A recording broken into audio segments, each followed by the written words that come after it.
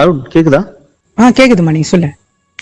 அருண், ஒரு கேஸ் ஒன்று ரெஃபர் பண்ணேன், உங்ககிட்ட ஷேர் பண்ணணும்னு தோணுச்சு. இந்த கேஸா? கேஸ் ஆமா, இந்த ஓகே. கேஸ் ரெஃபர் பண்ணதுல இருந்து எனக்கு ஒரு 2 நாளா ஒரு மாதிரி இருக்கு. நான் அதை உங்ககிட்ட ஷேர் பண்ணி எனக்கு இதுல சொல்யூஷனே கிடைக்கல. ம். அதான் உங்களோட பாயிண்ட் ஆஃப் வியூ எப்படி இருக்கும் அப்படின்றத கேட்கலாம் தான் கால் பண்ணேன் அருண். ஓகே, சரி, டீடைல் சொல்லுங்க. நான் பார்க்கறேன். மாதவ ரெட்டி பாம் பிளாஸ்ட் அப்படின்னு சொல்லிட்டு ஒரு கேஸ் இருக்குது, தெரியுமா உங்களுக்கு? மாதவ் ரெட்டி, ஆமா கேள்விப்பட்டிருக்கேன். ரீசெண்ட் டைம்ல எதுவும் நடக்கல, அது ஓல்டு கேஸ் தான் நினைக்கிறேன், எனக்கு ஞாபகம் இருக்கு. ஆமா, அதாவது இந்த மாதவ ரெட்டி பாம் பிளாஸ்ட் வந்து ஒரு ஆந்திராவே வந்து ரெண்டா உலுக்கிருச்சு. ஏன்னா அவர் வந்து சிட்டிங் மினிஸ்டரா இருந்தார், தெலுங்கு தேசம் பார்ட்டில மினிஸ்டரா இருந்தப்போ. ஓகே. ஓகேவா, அவரை வந்து பாம் வச்சு கொண்டுட்டாங்க. பாம் வச்சு கொண்டுட்டாங்களா? ஆமா, அந்த பீரியட்ல தான் வந்து தெலுங்கானாவும் ஆந்திராவும் ஸ்பிளிட் ஆகுறதுல ஒரு ஆமா ஆமா ஆமா அந்த ஒரு பீரியட் அது. ஓகேவா, இதுல மாதவ ரெட்டி வந்து ஒரு தெலுங்கு தேசம் பார்ட்டில மினிஸ்டரா இருந்தார். திடீர்னு ஒரு நாள் அவர் வந்து கரெக்டா எப்பன்னு சொல்ல போனா March 7, 2000 அன்னைக்கு வந்து அவரை வந்து பாம் வச்சு கொண்டுட்டாங்க. பாம் வச்சு கொண்டுனா ஒரு மினிஸ்டர் எப்பவுமே ஒரு புரோட்டோகால் பண்ணுவாங்கல்ல. ஆக்சுவலா இது வந்து அவர் வந்து எப்படி கொண்டிருக்காங்க அப்படின்னா கன்னி வெடி வச்சு கொண்டிருக்காங்க. ஒரு பிரிட்ஜ் கிட்ட போகும்போது கத் சேகர் அப்படின்னு சொல்லிட்டு ஒரு ஊரு, அந்த ஊர் அது ஒரு கிராமம். அது அந்த ஊர்கிட்ட போகும்போது பாம் வச்சு இது பண்ணதுனால இவரோட மொத்தம் 3 வண்டி போயிருக்கு. ஒரு வண்டி, இவரு இருந்த வண்டி மட்டும் ஃபுல்லாவே டேமேஜ் ஆயிடுச்சு. அதுல இவருக்கு தலையில இதெல்லாம் செம்ம அடிபட்டதுனால ஹாஸ்பிட்டல் போறதுக்கு முன்னாடி இவர் இறந்துட்டாரு. இவர் மட்டும் இல்ல, இன்னும் கூடவே ஒரு 2 பேரு, ஒரு கூடவே வந்து ஒரு செக்யூரிட்டியும் அதுக்கப்புறம் அவங்களோட அசிஸ்டன்ட் ஒருத்தரும் இறந்துட்டாரு. மாதவ ரெட்டி யார் கொலை பண்ணிருப்பா அப்படின்ட்டு போலீஸ் வந்து பல கோணத்துல விசாரிக்க ஆரம்பிக்கிறாங்க. ஓகேவா, அது விசாரிக்கும் போது ஒரு இடமா லூப்பா போய் அவங்க இது பண்ணி பார்க்கும்போது இது யாரு, எந்த பொலிட்டிக்கல் மோட்டிவ்லதான் கொண்டுட்டாங்களா அப்படின்ட்டு ஒன்னொன்னா செக் பண்ணி பார்க்கும்போது லாஸ்டா ஒரு லேடியோட நேம் அடிப்படுது அதுல. லேடியா? ஆமா, பெல்லி லலிதா. பெல்லி லலிதா, இந்த நேம் நீங்க கேள்விப்பட்டிருப்பீங்களா என்னன்னு தெரியல. ரொம்ப ஃபேமஸான சிங்கரு. அது நம்ம ஊரு அந்த படத்துல பாடுற மாதிரி எல்லாம் இல்ல, நாட்டுப்புற சிங்கரும் கிடையாது. இவங்க வந்து அந்த அன்பை சிவம் படம் பாத்திருக்கீங்களா? ஆமா, பாத்திருக்கேன். அன்பை சிவம்ல கமல் வந்து அந்த கூத்து, தெருக்கூத்து பண்ணுவார் பாத்திருக்கீங்களா? ஆமா ஆமா, அந்த முதலாளித்துவத்தை எதிர்த்து ஒரு சில இதெல்லாம் பண்ணி. அதேதான் அருண், அதேதான். இவங்க வந்து அந்த மாதிரி ஒரு சிங்கர். இவங்க எந்த ஊரு? பெல்லி லலிதா. இவங்க வந்து நெல்கொண்டா அப்படின்ற ஒரு கிராமம். அதாவது பெல்லி லலிதா யார் அப்படின்னா 1971 ஒரு சாதாரண ஒரு ரொம்பவே ஏழ்மையான குடும்பத்துல தான் பிறகுறாங்க. அவங்க குடும்பத்துல மொத்தம் 9 பேரு, பசங்க மட்டுமே 9 பேரு, அப்பா அம்மா பசங்க ஒரு 9 பேரு. இதுல பொண்ணு 5, பையன் 4. இதுல 5ஆவதா பிறக்கிறவங்க தான் பெல்லி லலிதா.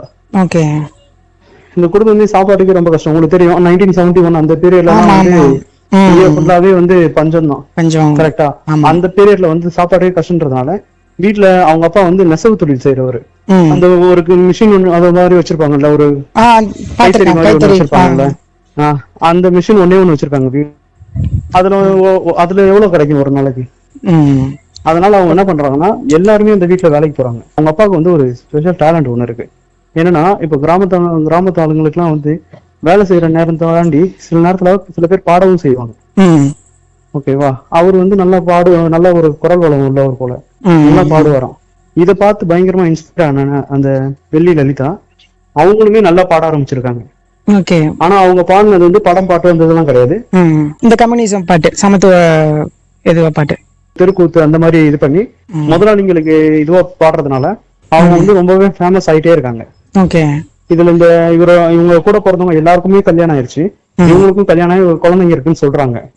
ஆனா போலீஸ் டீட்டெயில்ல வந்து அவங்களோட ஹஸ்பண்ட் பேரோ அவங்களோட குழந்தைங்க பேரோ எதுவுமே ரிவீல் பண்ணல. ஒரு நாள் என்ன ஆகுதுன்னா அவங்களோட பயங்கர ஃபேமஸ் ஆயிட்டாங்க. ஆமா, பயங்கர ஃபேமஸ் ஆயிட்டாங்க. திடீர்னு ஒரு நாள் பொலிட்டிக்கல் பார்ட்டில இருந்து அவங்களுக்கு வந்து ஒரு ஆஃபர் வருது. இவங்க வந்து பயங்கர ஃபேமஸ் ஆகிட்டே இருக்காங்களே, இவங்களுக்கு வந்து ஒரு சீட்டு கொடுத்தா என்ன அப்படின்ற மாதிரி அவங்க இருக்கிற ஏரியால வந்து அவங்களுக்கு எம்எல்ஏ சீட்டு கொடுக்கலாம், இவங்க ஜெயிச்சிருவாங்க. அந்த அளவுக்கு ஃபேமஸ் ஆயிட்டாங்க. அந்த சமாஜ்வாடின்ற கட்சி தான் அவங்களுக்கு அந்த ஆஃபர் பண்றாங்க. ஓகேவா, இந்த மாதிரி போகும்போது ஒரு பக்கம் நல்லா growth ஆயிட்டே இருக்கும்போது உங்களுக்கு தெரியும் இன்னொரு பக்கம் ஏதாவது பிரச்சனை கண்டிப்பா கிளம்பி வரும். அவங்க அக்செப்ட் பண்ணிட்டாங்களா அந்த சமாஜ்வாடி கட்சியோட? அவங்க அக்செப்ட் பண்ற அந்த இதுலதான் இருக்காங்க. அந்த நேரத்துல அவங்களுக்கு ப்ராப்ளமும் கிரியேட் ஆகுது. திடீர்னு ஒரு நாள் அவங்க மிஸ்ஸிங். அவங்க வீட்டாளுங்க ஊர் ஃபுல்லா தேடி பாக்குறாங்க, எல்லா ஏரியாலும் தேடி பாக்குறாங்க, எங்கேயுமே அவங்கள காணோம். போலீஸ் கிட்ட சொல்றாங்க. போலீஸும் அதுக்கப்புறம் அவங்களும் எஃப்ஐஆர் ஷார்ட் ஷீட் இது பண்ணி அவங்களும் மிஸ்ஸிங் கம்ப்ளைண்ட் இது பண்ணி தேட ஆரம்பிக்கிறாங்க. அவங்களாலையும் கண்டுபிடிக்க முடியல.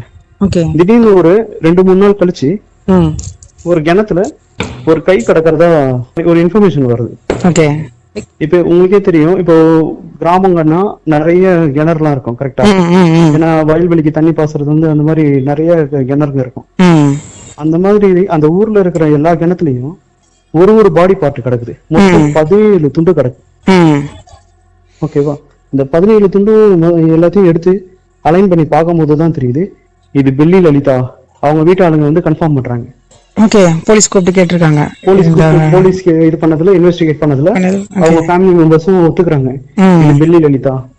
சரி, இவங்க யாரு இவங்க இந்த மாதிரி கொலை பண்ணிருப்போம்? ஏன்னா இது கொடூரமா கொலை பண்ணிருக்காங்க. இவங்க எப்ப கொலை பண்ணிருக்காங்கன்னா 1999ல. ஆனா மாதவ் ரெட்டி செத்தது 2000. ஓகேவா. இவங்க 1999ல செத்துட்டாங்க. இவங்க யார் கொலை பண்ணிருப்பா? கொலை பண்றதுக்கான மோட்டிவ் என்ன? இப்ப போலீஸ் வந்து பல கோணத்துல விசாரிக்க ஆரம்பிக்கிறாங்க. இது வந்து பொலிட்டிக்கல் மோட்டிவா இல்ல பர்சனல் வெஞ்சன்ஸா அப்படின்ட்டு வீட்டு ஆளுங்க மேலேயே சந்தேகப்படுறாங்க. ஒருத்தர் மேலேயுமே அவங்க எல்லாருக்கிட்டையும் ஒருத்தர்கிட்ட இன்வெஸ்டிகேட் பண்றாங்க. எந்த ஒரு க்ளூவும் கிடைக்கல. ஆனா பொதுமக்கள், ஃபேமிலி மெம்பர்ஸ் எல்லாமே வந்து யார கை காட்டுறாங்க அப்படின்னா ஒரு பேர் அடிபடுது, மாதவ் ரெட்டி. ரொம்ப ஆப்போசிட் கட்சி இல்ல? அந்த தெலுங்கு தேசம் பார்ட்டி, ஆப்போசிட் கட்சி இவரு, தெலுங்கு தேசம் பார்ட்டி. ஓகேவா. அந்த இவரு தான் சொல்றாங்க. ஏன்னா இவரு தான் அவங்களுக்கு வந்து த்ரெட்னிங்லாம் விட்டது. அவங்க 2 பேரும் ஒரே பகுதியில போட்டி வந்துற போதுன்னு இவரு நெல்கொண்டா. ஆமா, நெல்கொண்டா டிஸ்ட்ரிக்ட். இவரும் நெல்கொண்டா, அவங்களும் நெல்கொண்டா டிஸ்ட்ரிக்ட். ஓகேவா. இந்த ஒரு இதுல மாதவ் ரெட்டி மேல போலீஸ் வந்து இந்த சந்தேகத்தின் அடிப்படையில வந்து அவர்கிட்ட போய் ரீச் பண்ணி அவரு கொஸ்டின் கேட்கும் போது அவருக்கு எனக்கும் இதுக்கும் சம்பந்தமே இல்லை அப்படின்னு சொல்லிட்டு அவர் சொல்லிடுறாரு. ஏன்னா அவர் வந்து பொலிட்டிக்கல்ல கொஞ்சம் பெரிய ஆளா இருக்கிறாரு. அவர் வந்து சிம்பிளா இதுல இதுக்கும் எனக்கும் சம்பந்தம் எல்லாமே தேவையில்லாம என்ன வந்து ஃபேப்ரிகேட் பண்ண ட்ரை பண்ணாதீங்க அப்படின்னு அவர் சொல்லிடுறாரு. ஓகேவா. திரும்பி அப்போ அந்த மாதிரி ஒரு குழப்பமான சூழ்நிலையில போலீஸ் இருக்கும் போது இப்போ இந்த பெல்லி லலிதாவோட தம்பி பேர் வந்து பெல்லி கிருஷ்ணா. அவர் வந்து என்ன சொல்றாருன்னா, எங்க அக்கா அன்னைக்கு வந்து அவங்க கூட இது அசிஸ்டண்டா, பர்சனல் அசிஸ்டண்டா இருக்கிற ஒரு பேர் வந்து சுதாகர். அவரு தான் அன்னைக்கு எங்க அக்காவை கூட்டிட்டு போனாரு. ஒரு மீட்டிங் இருக்குன்னு சொல்லி கூட்டிட்டு போனாரு. அதோட அவங்க எங்க அக்காவை நாங்க பாக்கல அப்படின்ட்டு. அப்போ இந்த சுதாகரை வந்து போலீஸ் வந்து சர்ச் பண்றாங்க எங்க இருக்காருன்ட்டு. ஒரு ஸ்டேஜ் அவரும் போலீஸ் கிட்ட வந்து அதை மாட்டிக்கிறாரு. போலீஸ் அவர்கிட்ட விசாரிக்கும் போது அவர் என்ன சொல்றாருன்னா, ஆமா அன்னைக்கு 8:30 போல நான் தான் வந்து கூட்டிட்டு போனேன். May 26, 1999. ஓகேவா. அன்னைக்கு வந்து நான் தாங்க அவங்கள கூட்டிட்டு போனேன். கூட்டிட்டு போய் அவங்க ஒரு மீட்டிங் இருக்கு வாங்க அப்படின்னு சொல்லி நான் தான் கூட்டிட்டு போனேன். என்ன வந்து அந்த மாதிரி கூட்டிட்டு போக அந்த மாதிரி கூட்டிட்டு வர சொன்னாங்க. யார் அப்படின்னு கேட்கும் போது அவர் வந்து 2 பேரை சொன்னார். ஒருத்தர் வந்து நயீமுதீன், இன்னொருத்தர் வந்து அலிமுதீன். இவங்க 2 பேரும் யாரு அப்படின்னா நிறைய கேசஸ் இருக்கு இவங்க மேல. இவங்க வந்து ஆந்திரால வந்து நக்சல்ல இருக்கிறாங்க. நக்சலைட் இவங்க 2 பேருமே. இவங்க மேல நிறைய கேசஸ் இருக்கு. போலீஸ் இதோட பயங்கர டவுட் ஆயிருது. இவங்களுக்கும் அவங்க நக்சலைட்டுக்கும் என்ன சம்பந்தம், பெல்லி லலிதாக்கும் நக்சலைட்டுக்கும் என்ன சம்பந்தம் அப்படின்னு சொல்லிட்டு அந்த நயீமுதீன், அதான் அலிமுதீன், இவங்க 2 பேரையும் வந்து அரெஸ்ட் பண்ணி விசாரிக்கும் போது நயீமுதீன் சொன்னதுதான் இருக்கிறதுலே கொஞ்சம் ஒரு மாதிரி அடுத்தடுத்து இந்த கேஸே வந்து வேற மாதிரி திசை திருப்பி விட்டுருச்சு. என்னன்னா நயீமுதீன் என்ன சொல்லியிருக்காருன்னா, எனக்கும் பெல்லி லலிதாக்கும் வந்து கொஞ்ச நாளா வந்து எக்ஸ்டர்னல் அஃபேர்ல இருந்தோம் நாங்க 2 பேரும். அவங்களோட 2-3 ஸ்டேஜ் அந்த பர்ஃபார்மன்ஸ்லாம் நான் போய் பார்க்க போயிருந்தேன். சில கச்சேரிங்களுக்கு நான் போயிருந்தேன். அப்போ போகும்போது அவங்களுக்கு எனக்கும் பழக்கம் ஏற்பட்டுருச்சு. அந்த பழக்கம் வந்து ரொம்பவும் அடுத்த கட்டத்துக்கு போயிருச்சு.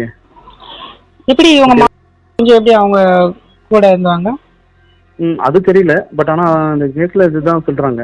ஓகேவா. நயீமுதீன் அதுதான் டிக்ளேர் பண்ணிருக்காரு. அதுதான் கன்ஃபெஷனாவும் அவங்க கொடுத்திருக்காரு. கொஞ்ச நாளைக்கு அப்புறம் அவங்க வந்து இது கட்சியில வந்து பொலிட்டிக்கல்ல வந்து அவங்க கொஞ்சம் பெரிய ஆள் ஆக போறோம் அப்படின்ற போது என் கூட இருக்கிற அந்த தொடர்பை வந்து அவங்க கட் பண்ணணும்னு நினைச்சாங்க. இது எனக்கு சுத்தமா பிடிக்கல இந்த மாதிரி பண்ணது. ஏன்னா இவங்க என் கூட இப்ப தொடர்பு கட் பண்ணிட்டாங்கன்னா நான் நக்சல்ன்றதுனால ஃபியூச்சர்ல இஷ்யூ ஆயிடும். அதனால அவங்க வந்து இதுக்கு மேல விடக்கூடாது அப்படின்னு சொல்லிட்டு நானும் அலிமுதீனும் சேர்ந்துதான் அவங்கள துண்டு துண்டா வெட்டி எல்லா கிணத்துலயும் போட்டு வச்சோம். கேட்கவே கொடூரமா இருக்குல்ல. ரொம்ப அதான் கேஸ் எங்கேயோ போகுதுல்ல. அதுதான். ஓகேவா. இந்த மாதிரி போலீஸ் கிட்ட நயீமுதீனும் அலிமுதீனும் கன்ஃபஸ் பண்றாங்க. போலீஸ் வந்து என்ன பண்றாங்கன்னா கோர்ட்ல இவங்களை வந்து சரண்டர் பண்றாங்க. கோர்ட்ல சரண்டர் பண்ணும்போது கோர்ட்ல இவங்க வச்ச கன்ஃபஷன் என்னன்னா, வெள்ளி லலிதாவை நாங்க தான் கொன்னோம். ஆனா எங்களை கொல்ல சொன்னது மாதவ ரெட்டி. ஓகே. யாருக்குமே ஒண்ணுமே புரியல, எதுக்கு இதுல மாதவ ரெட்டியை கொண்டு வராங்க?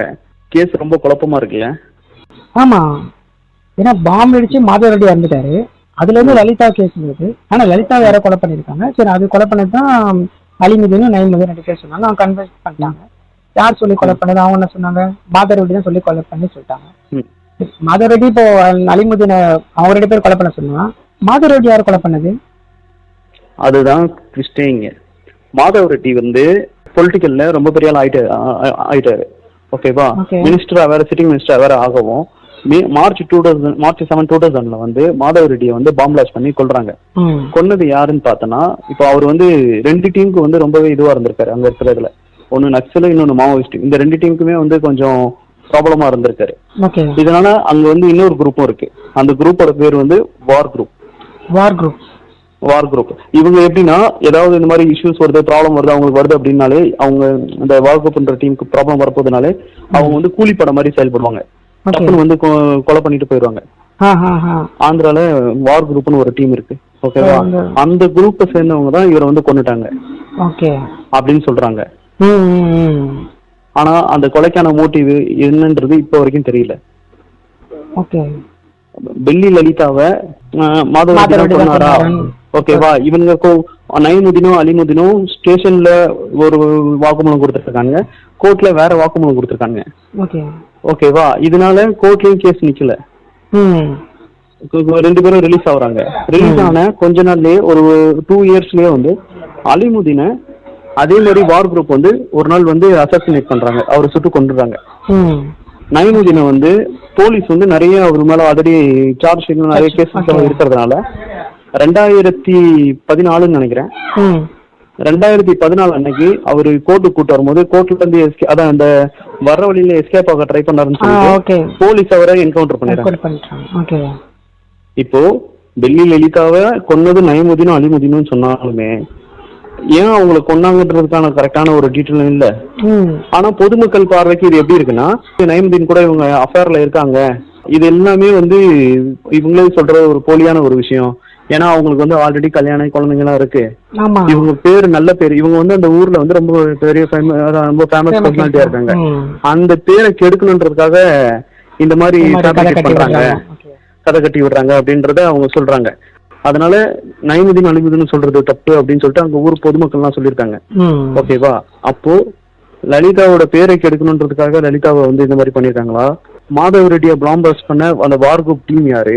அந்த வார் குரூப் டீம் ஏன் அலிமுதீனை போய் அசாசினேட் பண்றாங்க? கொஞ்ச நாள் கழிச்சு ஏன் போலீஸ் வந்து நயமுதீனை கொல்றாங்க? இது எல்லாமே இன்னும் தீர்க்கப்படாத கேஸ் இருக்கு.